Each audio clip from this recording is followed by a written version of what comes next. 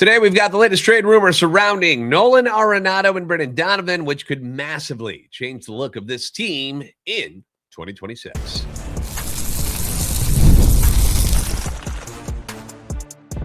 You are Locked On Cardinals, your daily St. Louis Cardinals podcast, part of the Locked On Podcast Network, your team every day.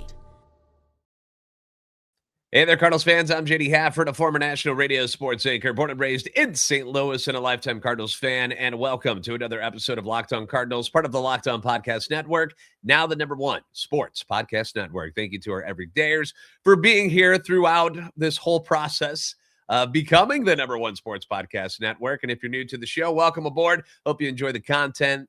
This is a show that serves Cardinal Nation, gives you all the info about the birds on the bat. Today's episode brought to you by FanDuel. Now, if you want to be right in the middle of the action this season, visit FanDuel.com and place your NFL live bets all season long.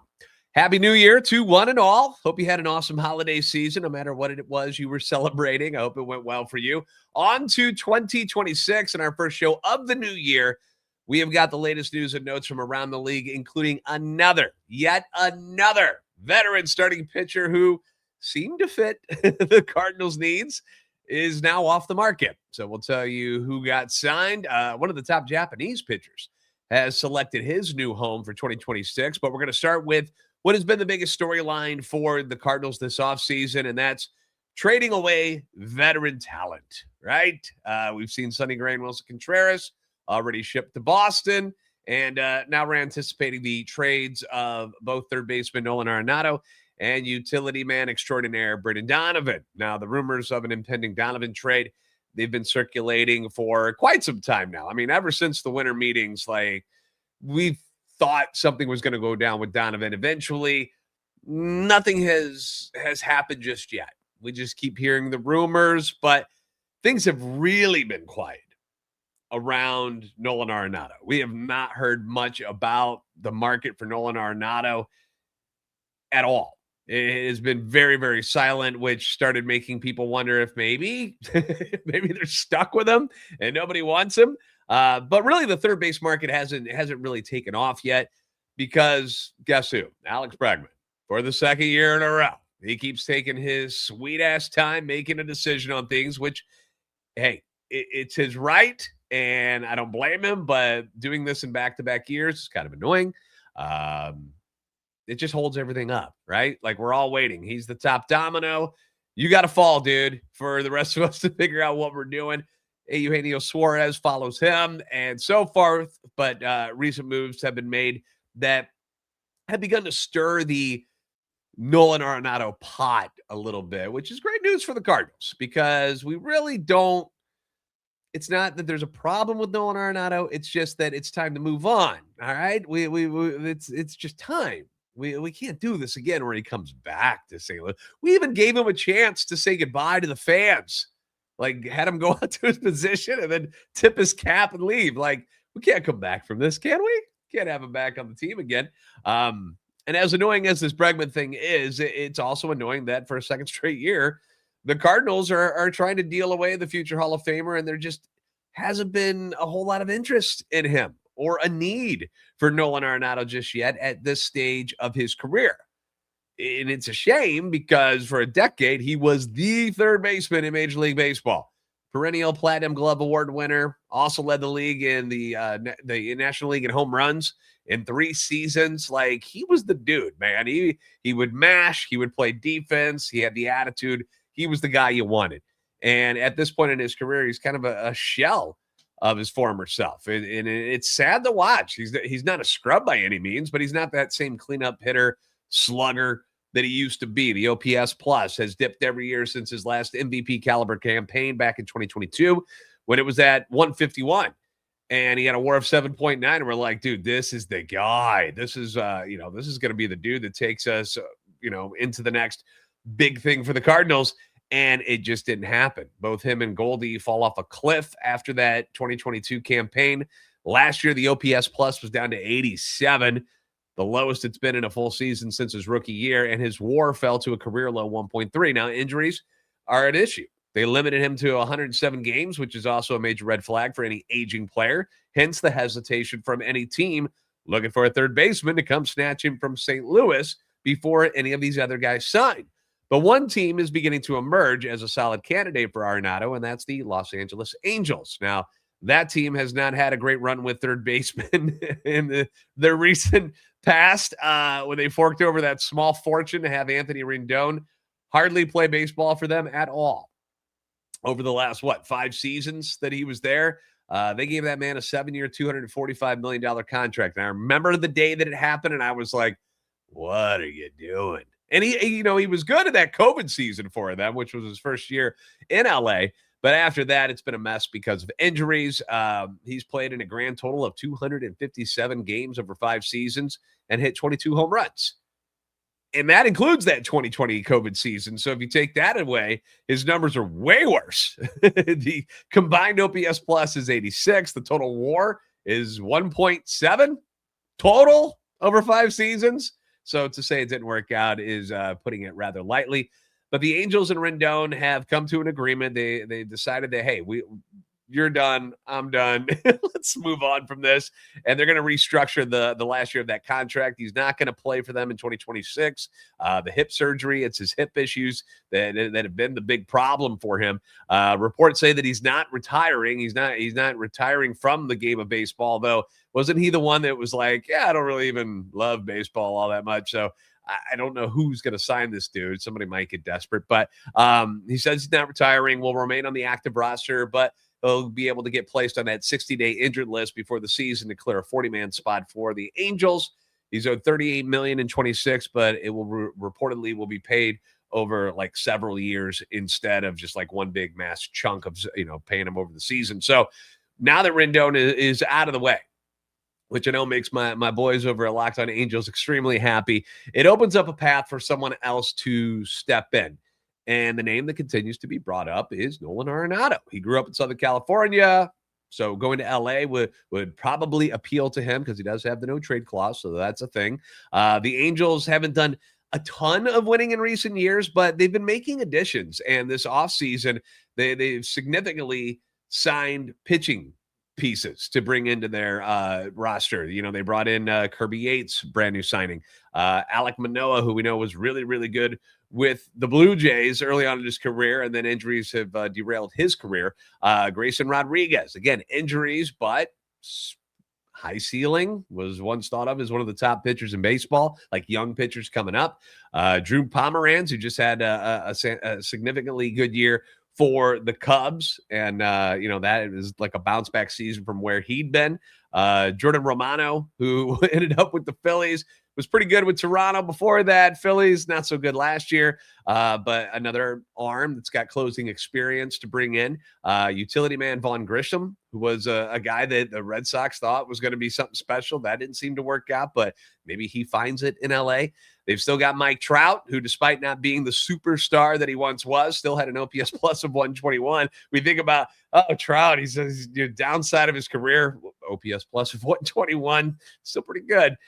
Joe Adell had that breakout season. Zach Neto, Nolan Shonewell, Christian Moore, Logan O'Hoppe. These are all young, controllable players on the roster already, so they are building something decent in LA. So they're on the way up. This isn't where the Cardinals are, where they're tearing down to start building up. They're a year or two down the road already from where the Cardinals are. So perhaps that would appeal to Nolan, where they're a team on the up and up instead of one that's coming down at the moment. And who better to help nurture these young minds with Mike Trout? You get a chance to play with Mike Trout. That's pretty cool. Than Nolan Arenado. So it makes a lot of sense for both sides. Arenado isn't the guy he used to be, but he's going to give them more than Anthony Rendon has given them over the last 4 seasons. And the Cardinals would definitely, they're going to have to eat a major chunk of the remaining salary. We know this, along with Colorado already pitching in as well. So you're going to have 2 teams helping pay the salary of the third baseman for the Angels, if that's where Nolan Arenado ends up. Ken Rosenthal also mentioned that Arizona could pivot to Nolan Arenado as well if they don't sign Bregman or Suarez or, go in some other direction. That's a possibility as well. I think Arizona would be an awesome fit as well. That's another team that's got a lot of young talent, on the up and up. I thought they were going to be much better than they were last year, and they ended up trading people away at the deadline and then went on a run late to almost squeeze into the playoffs. So I think that would be a cool fit for Arenado. And I've already mentioned it before that if they bring in Paul Goldschmidt to play first base for them, that, having him and Arenado together again in Arizona, I think that would be a cool story for both of them. So that would interest me if I was Nolan Arenado as well. So if Scott Boras and Alex Bregman could just, kind of get their crap together so the rest of us can move on with our lives, that would be great. Signed the rest of Major League Baseball. Let's go. Let's get the show on the road. We're going to discuss Brendan Donovan next and what Seattle apparently isn't willing to do to facilitate a deal between themselves and St. Louis. That's coming up next on Locked On Cardinals.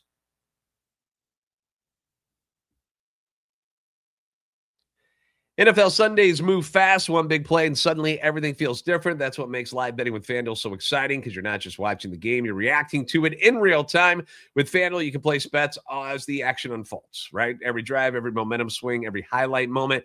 Live betting is best when the game starts to shift, a receiver gets hot, a defense tightens up, the momentum flips on a turnover. FanDuel will let you jump right into the action with live spreads and money lines adjusting instantly for you. You get the player props that are updating as well as the guys heat up. Saturday games this week in the NFL, Panthers at the Bucks, Seahawks at the 49ers, both have divisional and playoff seeding implications involved here. The NFC West matchup, I'm excited. That's a good one, I think. Seahawks, 49ers. Not as excited about Panthers, Bucks, but Seahawks, Niners, that should be fun. There might be some fireworks offensively in that one with Brock Purdy, CMC, Kittle could return for that one. Sam Darnold, Jackson Smith, and Jigba have been a heck of a connection this year. The Seattle defense can be pretty stingy, pretty good at times, but the Rams just dismantled them a couple weeks ago. So it could be a high-scoring affair. We'll see. So if you want to be right in the middle of the action this season, visit FanDuel.com and place your NFL live bets all season long. FanDuel, the game moves fast, and so can you.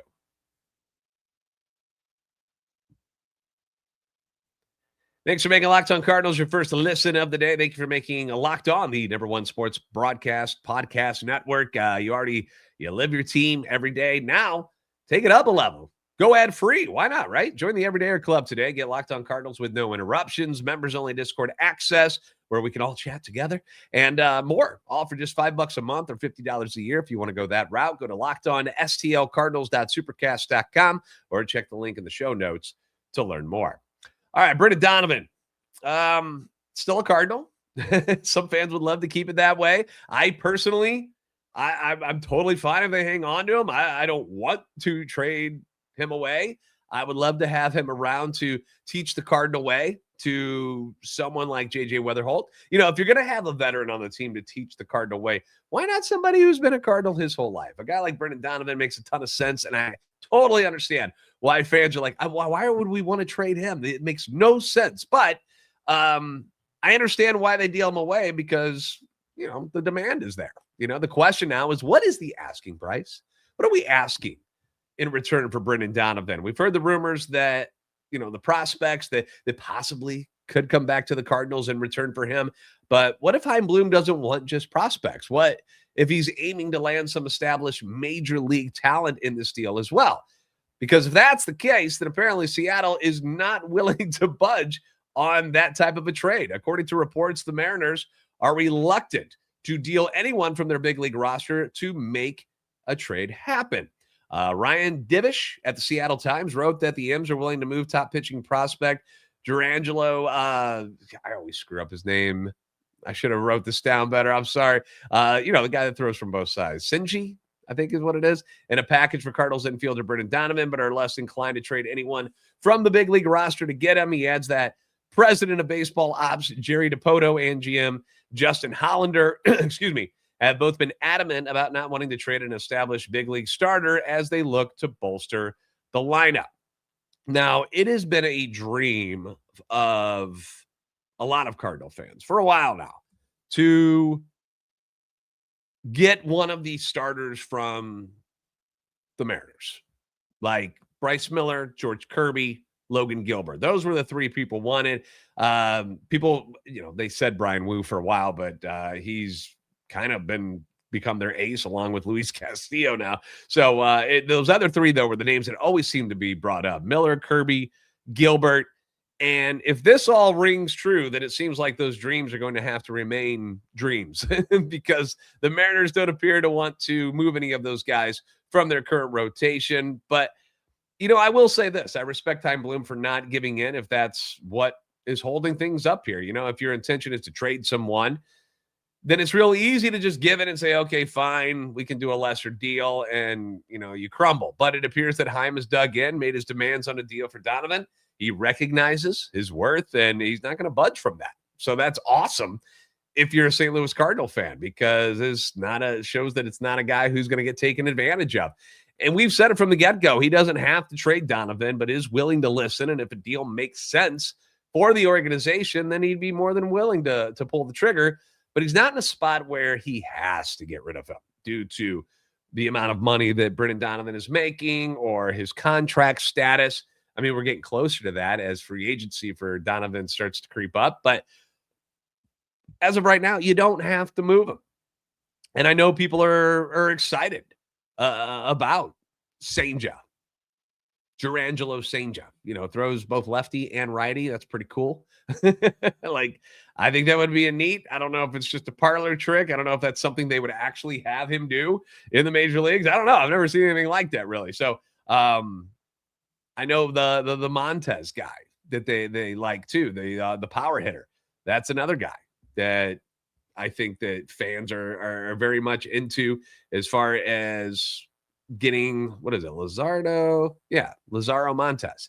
Yeah, I know that's a guy that people want just because of the power that he could bring. It's something that the Cardinals don't have a lot of in their system right now. So, but if Chaim has said, yo, I need somebody who can contribute to my 2026 roster. I need somebody who's going to be on it right away instead of just prospects. And if that's not what Seattle's offering, then you go somewhere else. You've got other teams outside of Seattle that seem interested in Donnie. You've got, obviously our new best friends, the Boston Red Sox, who we know are willing to deal. The Giants, the Royals, those are names that have been mentioned. But what intrigues me most about Seattle and why I kind of want to do business with them is first off, the quality of the farm system, the prospects that they've got. So they've got better prospects, which means making a deal with them, the odds are good that you're going to net somebody that will make a difference for you in the future. So top-notch farm system, and the fact that they were so close to the World Series this past season that, if they feel that Brendan Donovan can be enough of a game changer and that missing piece to get them there in 2026, they might be willing to part with more assets to get them to complete that puzzle. I don't want to say the word desperation, but when you think about you're so close to something, you're going to let one measly player stand in the way of you going to a World Series next year? That's what you're telling me? Can use, that kind of wisdom and use that type of manipulation against Seattle to see if he can get them to budge. But we'll see. Both sides seem to be kind of chill right now, but going into the new year now, maybe things will get moving. Speaking of puzzles, the Cardinals continue to keep an eye out for, any pieces that will make sense for that major league roster in 2026. A veteran starter is something we've heard brought up before, been mentioned a few times actually. And one of the guys that a lot of fans thought would be an excellent addition, including myself, has found himself a new home. So we'll discuss that and where star Japanese pitcher Tatsuya Imai has decided to play. We'll talk about it next on Locked On Cardinals.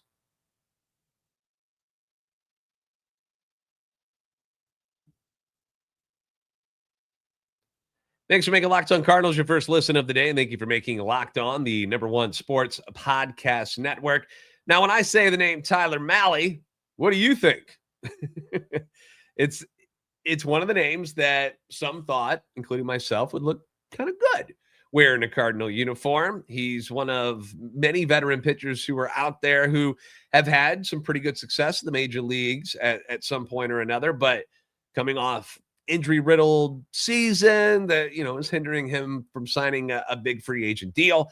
And those are the kind of guys that the Cardinals are hoping to take advantage of this year. Pitchers who want to improve their stock on a short-term deal so that they can make more money, prove to the rest of the league that, hey, I am legit, I am pretty good, and sign a larger deal after that. They would basically be using the Cardinals to spring forward their career and make it a better one for them financially. It's what Dustin May is doing. That's exactly what he's doing. And Tyler Mahle is going to be doing the same thing, just not in St. Louis. The 31-year-old has reportedly agreed on a one-year deal with the San Francisco Giants worth $10 million, which is not a whole lot. When healthy, Mahle has been very good, but injuries have plagued him for a few seasons now, including last year when he only made 16 starts, but he was very good in those 16 starts for Texas, 2.18 ERA. The Giants, they've put together a decent rotation here. It's a veteran one. You got Adrian Hauser, Tyler Mahle, Logan Webb, Robbie Ray, and Landon Roop. That would be the rotation heading into next season, which also leaves names like Hayden Birdsong and Carson Wisenhunt on the outside looking in. Now the Giants can look at that as depth, or does it mean that one of those guys might be available to the Cardinals in a possible trade for Brendan Donovan? We know the Giants were somebody who was interested. So something to think about, that, adding another arm might mean that one of those younger guys will be available now. The Houston Astros made a big splash on Monday. Well, not Monday. What is today? Thursday. Feels like a Monday because it's the first of the year, but it's a Thursday. Made a big splash on Thursday, landing star Japanese pitcher Tatsuya Imai, who has reportedly agreed to a 3-year deal worth $54 million. It could reach as high as $63 million with incentives, but he also has opt-outs after each season. These opt-outs are becoming such a thing now, where players can just, we're going to turn this 3-year deal into a 1-year deal, where I'm out of here. Opt-outs, deferred money, seemingly on any deal anyone signs anymore. I'm sure we'll have more about that during the new CBA chats that are going to be happening leading into the 2027 season. Hopefully not a lockout. Come on, guys. Come on.